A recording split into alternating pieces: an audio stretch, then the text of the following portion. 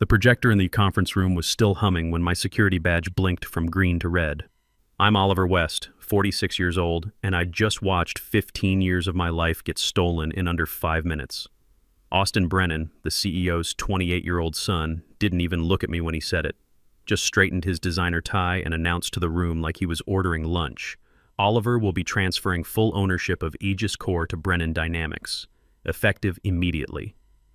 Here's the thing about Aegis Core. It wasn't just software. It was quantum encryption technology that I'd built from scratch, algorithm by algorithm, over 15 years.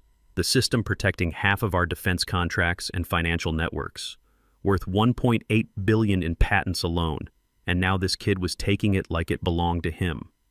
Nobody said a word. Not the CFO sitting 2 chairs down. Not the legal team who'd helped me write the original contracts back in 2009. Not even my own engineering leads whose careers I'd built from nothing over the past decade. I closed my laptop, gathered my notes, and stood up. Austin finally looked at me then, probably expecting me to argue or beg or throw a fit. Instead, I just asked, "Austin, you sure you've read Clause 21.3? The company's chief legal counsel, same guy who'd helped me draft that clause 15 years ago when I was young and paranoid about getting screwed, suddenly found his paperwork very interesting. Austin just stared at me like I was speaking a foreign language. I nodded once, signed the termination papers they slid across the table, and walked out. But before I left the room, I stopped at the door. "Enjoy your moment," I said.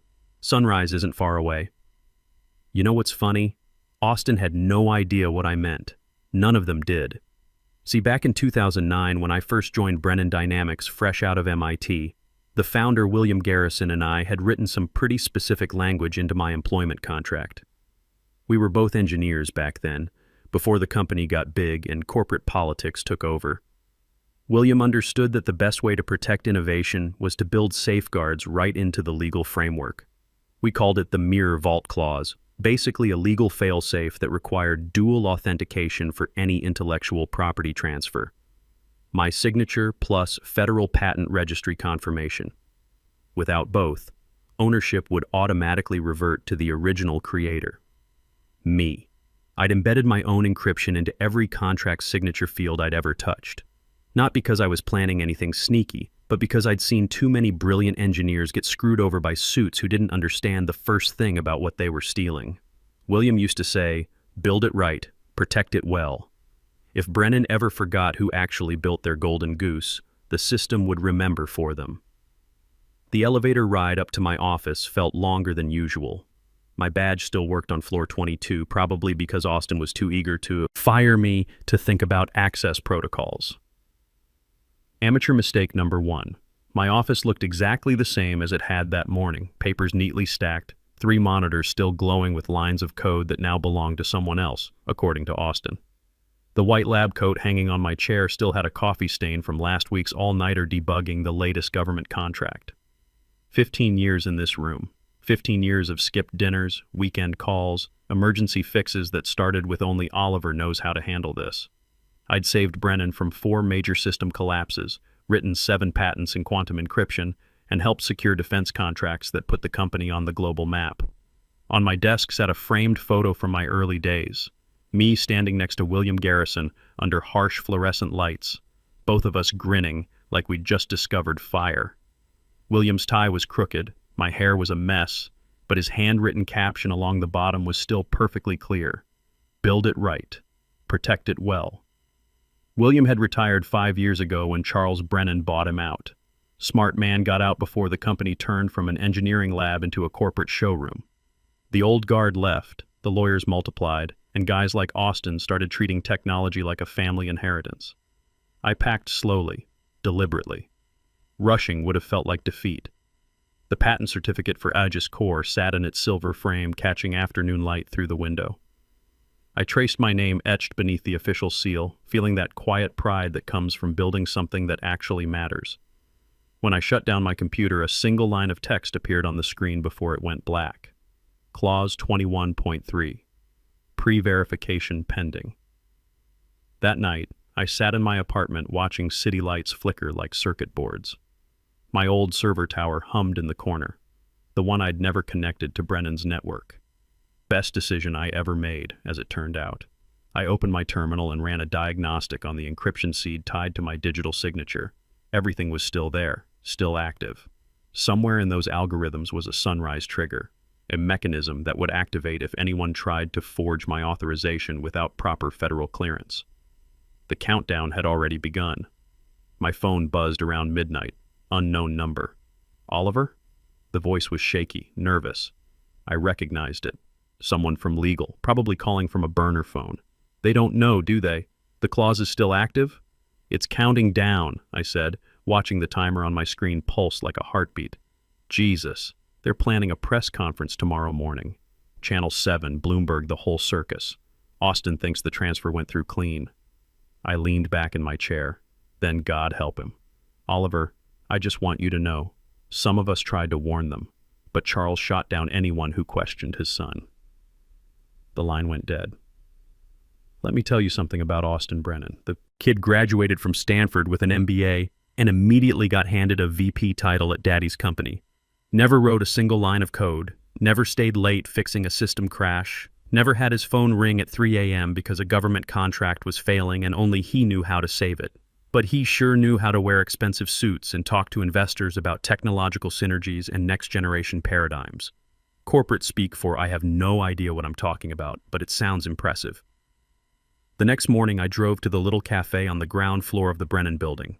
Call it morbid curiosity, but I wanted to watch Austin's big moment up close. The place was half empty, filled with the usual crowd of office workers grabbing overpriced coffee before another day of meetings.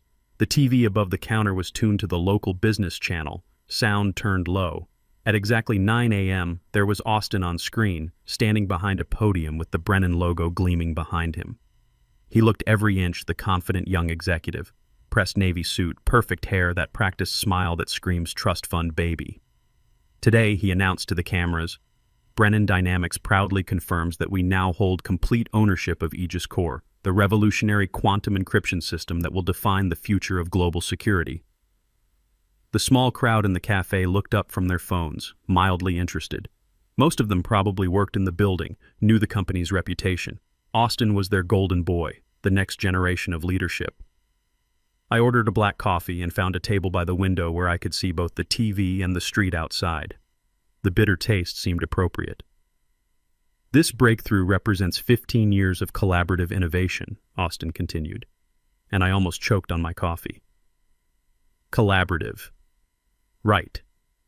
Under Brennan's guidance, this technology will now reach its full potential in protecting America's most critical infrastructure.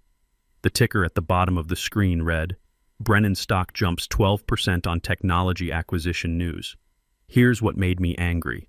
Not the theft itself, but the way he was selling it.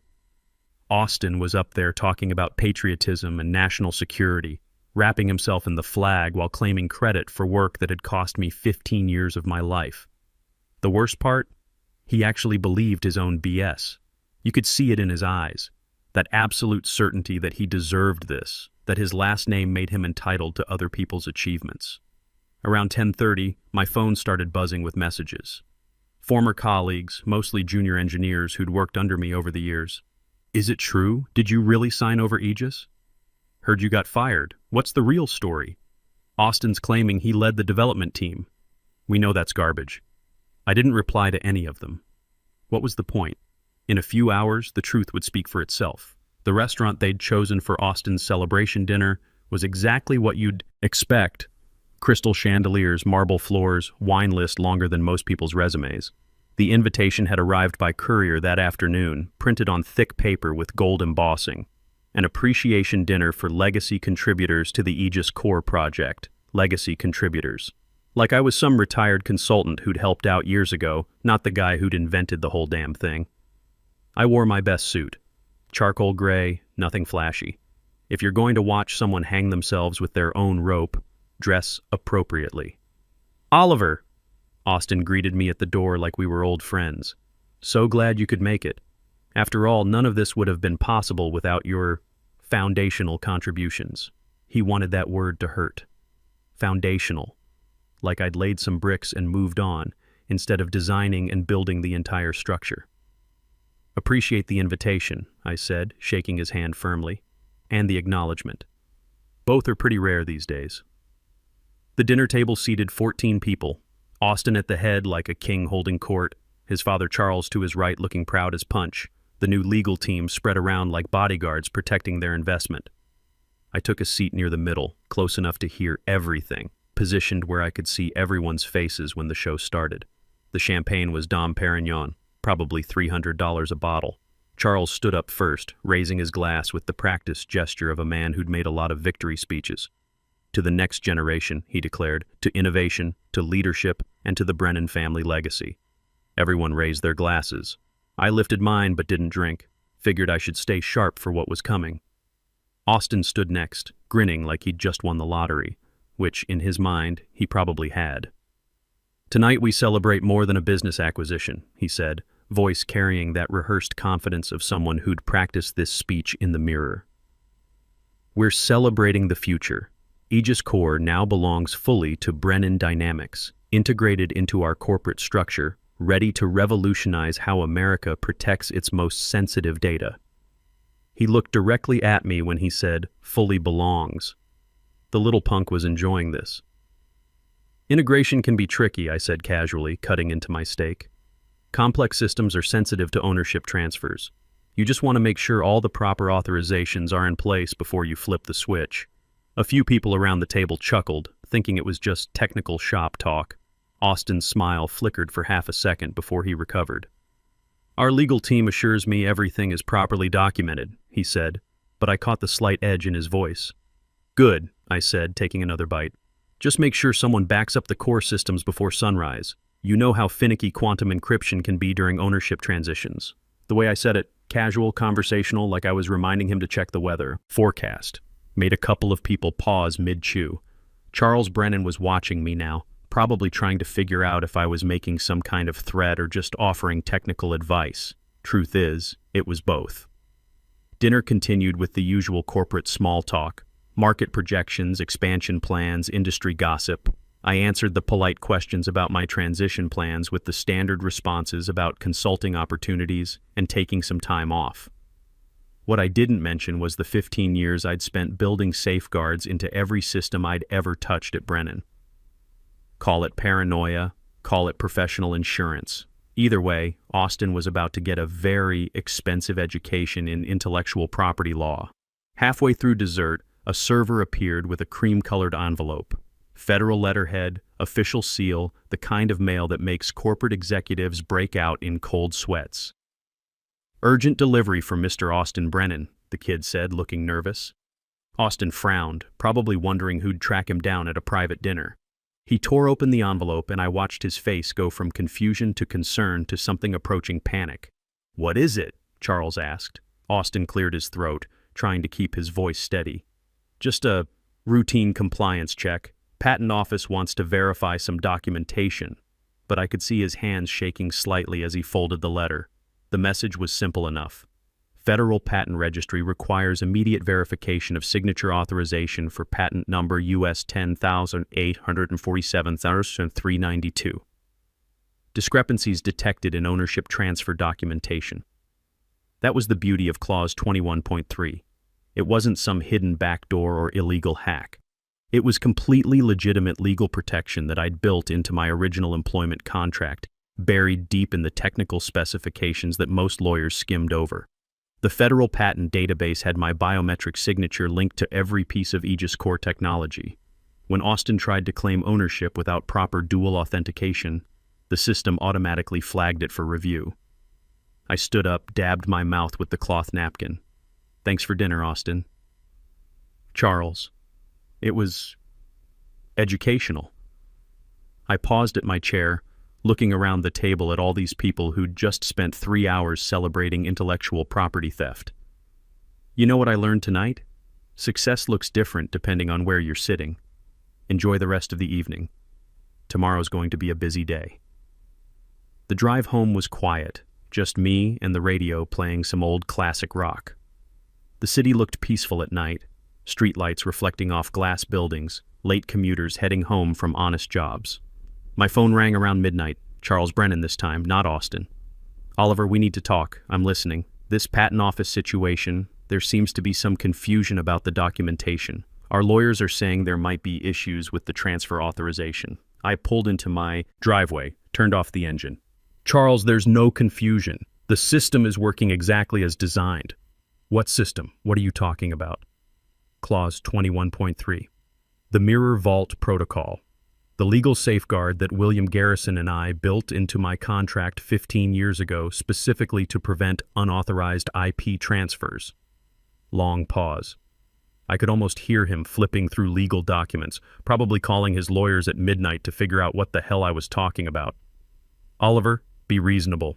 Austin made a mistake, but he's young. We can work this out. Name your price. This isn't about money, Charles. Then what? You want your job back? A promotion? Equity stake?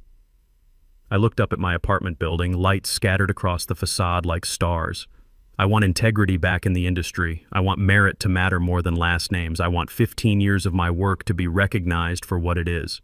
You're talking about destroying the company over hurt feelings? I'm talking about enforcing the law. The same law your son ignored when he decided to steal my life's work. Charles's voice got harder. You do realize Austin's announcement has already moved the stock price? Investors are committed based on our ownership of Aegis Core. If you pull some legal stunt now, you'll wipe out millions in market value. Then you should have thought about that before you let your boy play with patents that didn't belong to him. I hung up and went inside. The next few hours were the longest of my life. Not because I was nervous. The legal framework was solid, the technology was foolproof, and the federal database doesn't lie. But because I was about to watch 15 years of relationship and history get reduced to lawsuit documents and SEC filings. At 4:30 a.m., I was already awake, coffee brewing, watching the first hint of dawn creep across the skyline. My laptop showed system diagnostics running in real time, encryption seeds synchronizing with federal databases, authentication protocols verifying digital signatures. The Mirror Vault was fully activated now. Every Brennan system connected to Aegis Core was pinging the Federal Registry, asking for confirmation that Austin Brennan had authority to access Oliver West's intellectual property. The answer, of course, was no. At exactly 5:45 a.m., as the sun cleared the horizon and painted the Brennan building golden, every light in the tower began to flicker. Not a power surge, something much more systematic. It was sequence activation. The Sunrise Protocol William Garrison and I had designed as the ultimate failsafe, triggered only when someone tried to steal patented technology without proper authorization. I finished my coffee and got dressed. Time to watch justice work the way it was supposed to. Inside the Brennan Tower, Austin was probably standing in the main conference room, getting ready for another press briefing. Maybe practicing his victory speech, talking about how Brennan Dynamics was now the undisputed leader in quantum encryption technology. Then the screens went dark. Every monitor in the building flashed white, then displayed the same message in bold black letters. License revoked. Federal Registry override activated. Authorized owner O. West.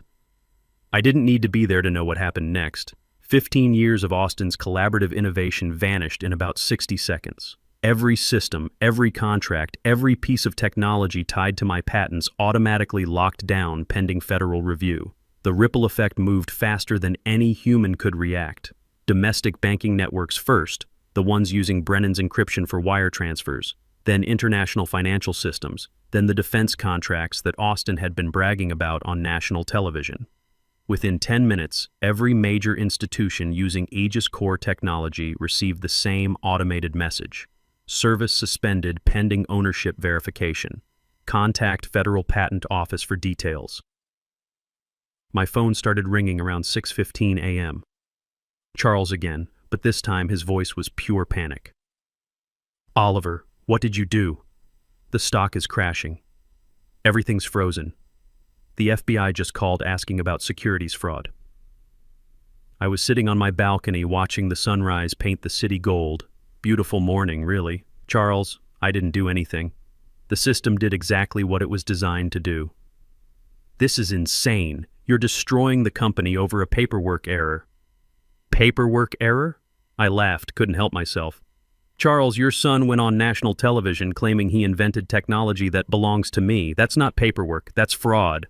Oliver, please, we can fix this. Whatever you want, money, position, public credit, just unlock the systems. I finished my coffee, watched a news helicopter circling the Brennan building in the distance. You can't unlock what was never yours to begin with. The employees, Oliver. Think about the employees. Hundreds of people are going to lose their jobs because of this. That one almost got to me. Almost. Those same employees watched Austin steal my work and said nothing. They had 15 years to speak up about who really built that technology. The line went quiet for a moment, then, "What do you want?" "Justice," I said, "and recognition, and for entitled brats to learn that daddy's money can't buy genius." By noon, the headlines were everywhere. Tech giant collapses after patent dispute. Brennan stock drops 68% in opening hour. FBI investigating possible securities fraud.